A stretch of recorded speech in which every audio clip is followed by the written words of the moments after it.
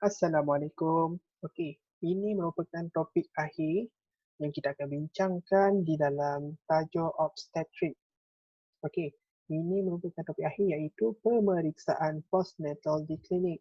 Sebelum ni kita dah bincangkan pemeriksaan antenatal di klinik. Bermaksudnya itu hanya pemeriksaan ibu dan fetus. Okey, di fetus iaitu anak di dalam kandungan. Tetapi bila kita cerita tentang pemeriksaan postnatal, bermaksudnya pemeriksaan ibu dan bayi yang dilahirkan. Okey, selepas kelahiran lah. Okey, definisi dia, kita nak tahulah maksud dia. Okey, ialah adalah pemeriksaan yang dilakukan terhadap bayi dan ibu setelah 4 hingga 6 minggu kelahiran.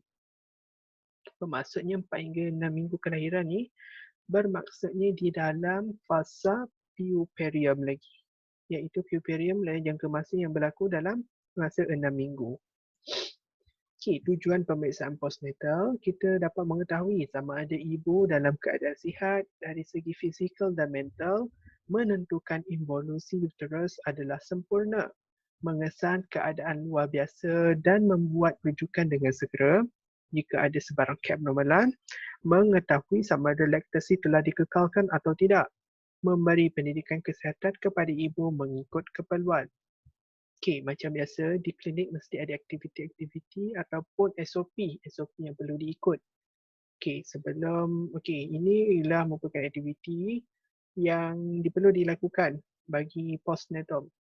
Okey, first of all ialah persediaan klinik, kaji kad, pemeriksaan tanda-tanda vital, pemeriksaan ujian makmal iaitu ujian urin dan hemoglobin, menemuduga ibu dari segi pemakanan dan kesihatan ibu, pemeriksaan fizikal ibu dan bayi, pendidikan kesihatan, rujukan dan tarikh temu janji jika perlu. Ini merupakan poin-poin yang besarlah. Kita akan huraikan satu persatu. Persediaan klinik. Persediaan klinik dari segi persediaan peralatan, timbang berat badan ibu, tanda-tanda vital, pendidikan KIS iaitu sesi ceramah. Okey, dan persediaan kad ibu. Dari segi kaji kad pula, mendapatkan butiran-butiran ibu seperti nama, alamat, rekod maklumat, kehamilan, adakah ibu melawat ke klinik antenatal semasa mengandung,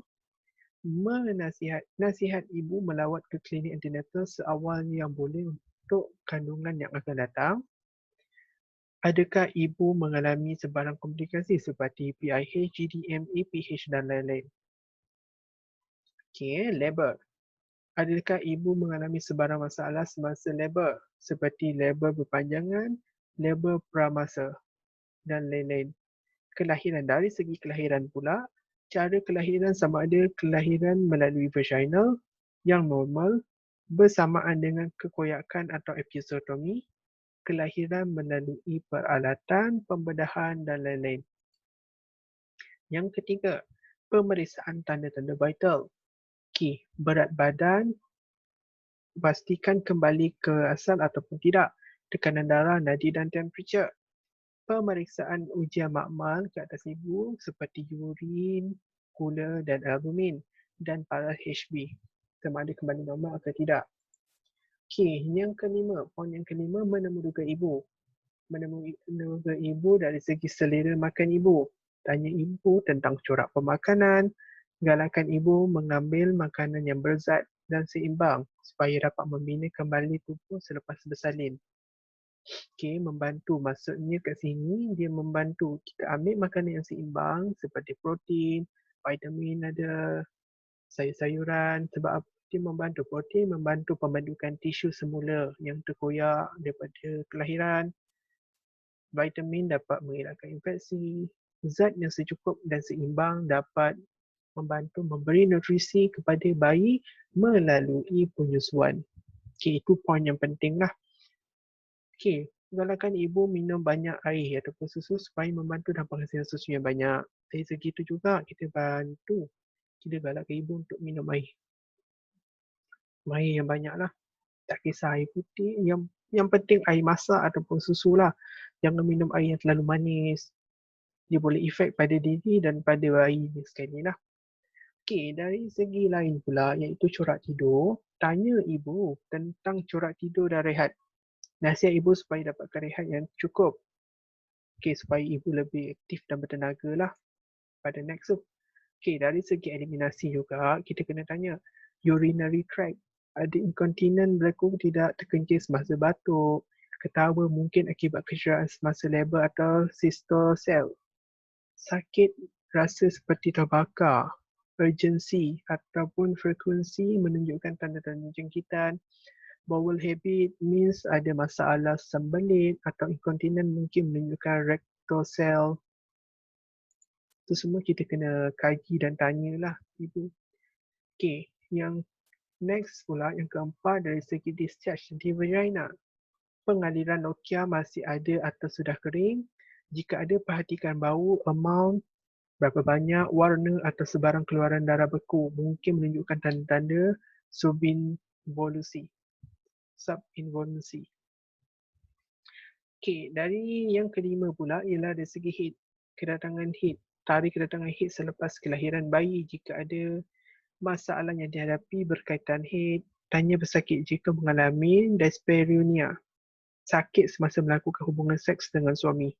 Itu pun kena paling penting lah, kita kena tanya. Yang seterusnya, penyusuan susu ibu. Adakah bayi menyusu dengan baik atau tidak? Aliran susu baik atau tidak? Mungkin ada mengalami bengkak susu ke, susu yang dihasilkan sedikit ke, itu pun kena bagi tahulah. Lain-lain masalah atau aduan dari ibu jika ada. Dari segi yang keenam pula, pemeriksaan fizikal dan abdomen. Pemeriksaan ibu dari segi mental dan fizikal. Perhatikan secara umum keadaan ibu, adakah ibu kelihatan ceria, gelisah, sedih, bimbang dalam kesakitan, pucat, letih. Konjaktiva, pemeriksaan konjaktiva mengesat anemia ataupun pucat, iaitu di kelopak bawah mata lah.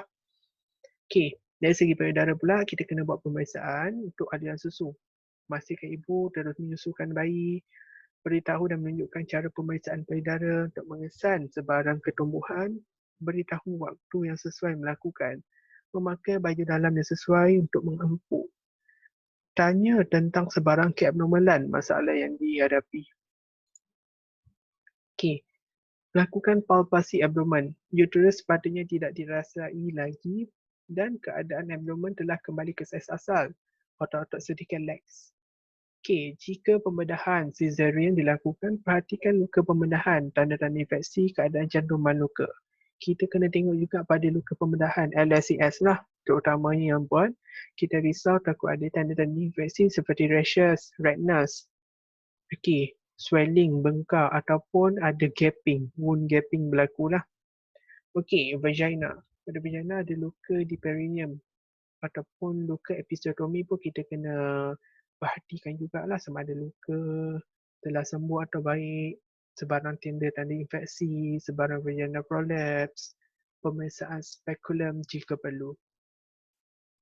Pemeriksaan bayi. Yang kedua, pemeriksaan bayi. Yang ke-8, pendidikan kesihatan. Yang ke-9, rujuk dan tarikh temujanji jika perlu.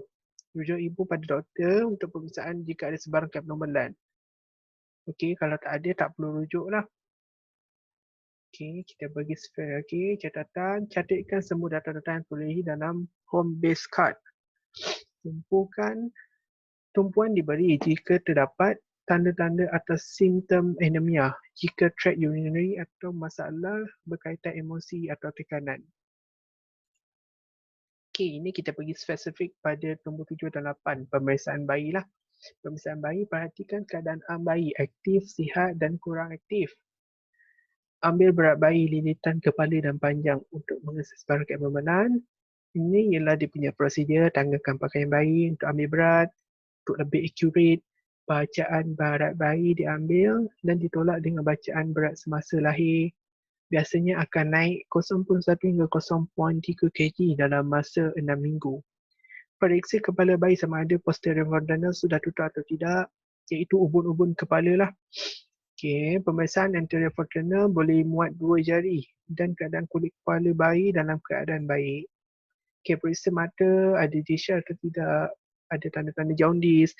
Periksa mulut sama ada bersih atau ada oral thrush yang dihasilkan oleh penyusuan lah. Ada putih-putih, ada selaput putih dalam mulut, dekat lidah, lelangit. Periksa telinga, leher dan badan bayi di depan dan belakang. Perhatikan keadaan kebersihan. tiada ruam atau rashes atau kebengkakan pada bahagian leher lah. Okey, periksa tali pusat bayi dalam keadaan baik, sudah kering dan tiada jangkitan. Periksa tangan bayi. Tangan kiri bayi untuk parut BCG. Pegang bayi dan uji perkembangan refleks, ras dan kawalan kepala bayi. Pakaikan semula dan selesakan bayi. Beritahu keputusan keadaan bayi kepada ibu. Itu paling penting lah. Bertanyakan kepada keadaan penyusuan bayi. Tanya sama ada menyusu susu ibu atau susu botol. Jika menyusu susu ibu, tanyakan tentang masalah penyusuan yang dihadapi. Jika menyusu dengan susu botol, tanya tentang susu formula yang diberikan, bagaimana serta kekerapan bagi penyusu. Okey, sekarang ni macam penyusuan ni ada dua jenis. Satu menyusu susu ibu, satu lagi susu botol. Kalau susu ibu, kita lagi menggalakkan dia. Susu ibu, kita takkan tanya berapa kerap. Memang kita akan tanya berapa kerap, tapi kita takkan hadkan. Sebab apa? Itu lebih baik. Lebih bernutrisi lah. Kalau macam susu formula ni, kita akan tanya berapa kerap susu dan kalau boleh kita akan suruh dia kurangkan dan kita akan suruh ibu untuk menghasilkan juga susu. Itu yang selalu kita akan beri nasihat lah kepada ibu. Okay, next kita akan tanyakan tentang pembuangan air besar bayi dan sifat najis. Tanya ibu tentang corak deifikasi najis bayi, najis lembut atau keras, tabiat tidur, cukup tidur atau sentiasa menangis, memberi nasihat jika terdapat masalah minor dan rujuk pada doktor jika terdapat keabnormalan. Dari segi pendidikan kesihatan pula, ini poin yang ke-8. Kita pergi lebih spesifik lah. Okay. Untuk ibu, perancangan keluarga lah. Dari segi perancangan keluarga, nasihatkan ibu untuk menjarakkan kelahiran supaya memberi tempoh bayinya menyusu sepenuhnya dan dapat memulihkan kesihatan ke tahap yang normal. Tanya ibu cara merancang keluarga yang diamalkan bertujuan untuk menjarakkan kelahiran yang akan datang.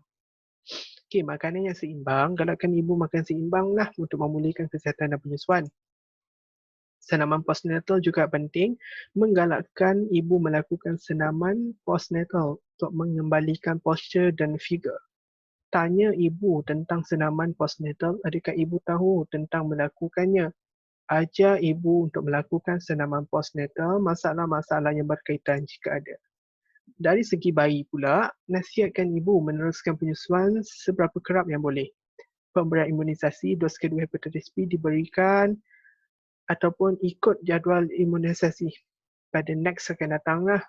Penjagaan kebersihan bayi hendaklah dimandikan dan dilap kering, terutama ni bahagian lipatan mata, lipatan kulit, mencuci mata dari dalam kantus ke luar kantus. Tarikh lawatan susulan juga penting untuk kita mengesal sebarang keabnormalan. Tarikh imunisasi perlu mengikut tanpa ada miss lah untuk kepentingan bayi juga daripada mendapat ataupun melindungi bayi daripada mendapat penyakit-penyakit seperti tetanus, rubella dan sebagainya lah. Okey, itu saja bagi tajuk kita yang terakhir untuk obstetrik. Okey, next video kita akan cerita tentang gynecology, iaitu berkenaan dengan penyakit-penyakit yang dialami oleh ibu-ibu pregnancy. Okey, itu lebih mendalam lah bagi ibu-ibu pregnancy ataupun bagi wanita-wanita. Itu penyakit berkenaan penyakit lah gynecology ataupun pasti yang mudah faham sakit puan. Dari segi sakit puan lah. Okey, jadi tunggu next video. Okey, itu saja. Thank you. Assalamualaikum.